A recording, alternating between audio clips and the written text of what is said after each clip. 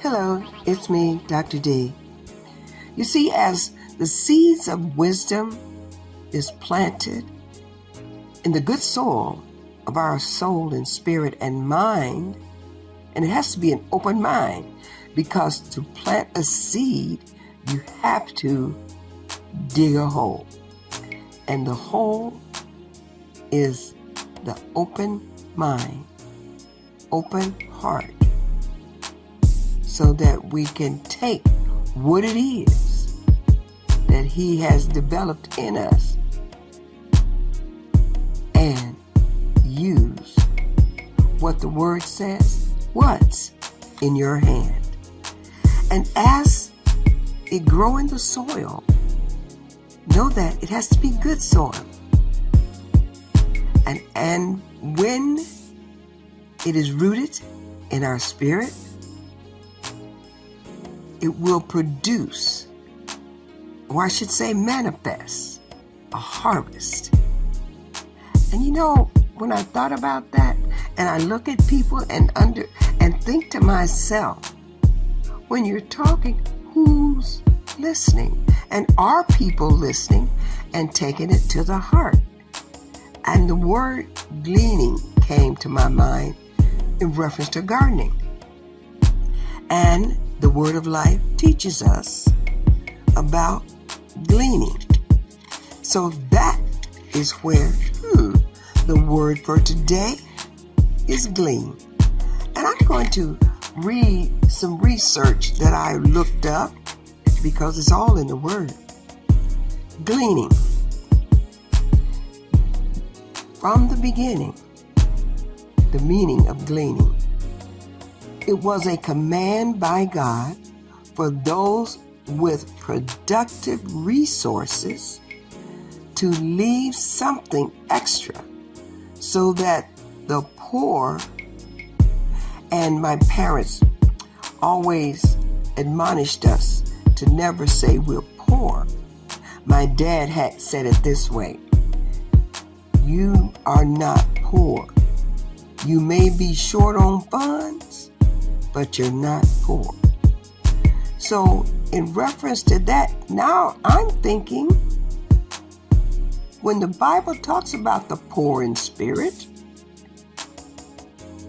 it's just like a shortage, a short on understanding the true words that God gives us.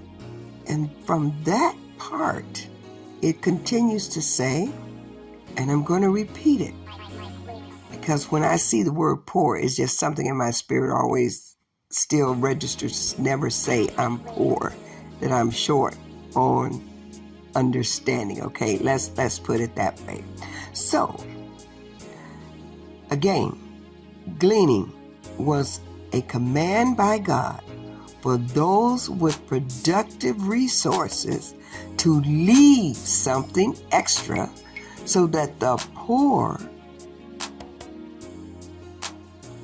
through their own labor, could provide for themselves. In other words, once we speak and it falls on the ears of others, it's up to them to receive it, if they have a desire to also know what the treasures are that lies within them.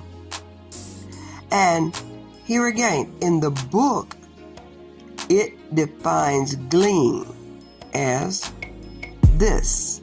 An example: farmers were not to gather the gleaning of harvest all the way to the edges of their fields, but to leave whatever they dropped for the poor and the immigrants, so that in their midst, meaning they can come and get it for themselves. The key word, leave, so that they can come and get it for themselves. So you never ever feel, once you have released the wisdom that God has given you, and if someone doesn't take it, that's where in the word of life it teaches us. Shake the dust off your feet and move on. And you know the way the world says it is, some will, some won't. So what next?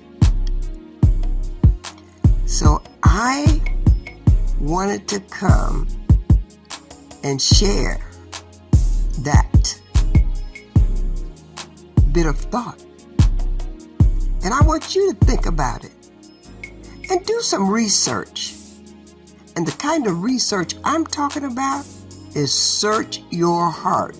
Research your heart to see if the desire to be who God, the creator of your breath, designed you to be, and that you're ready to do the work that it takes in order to get it done.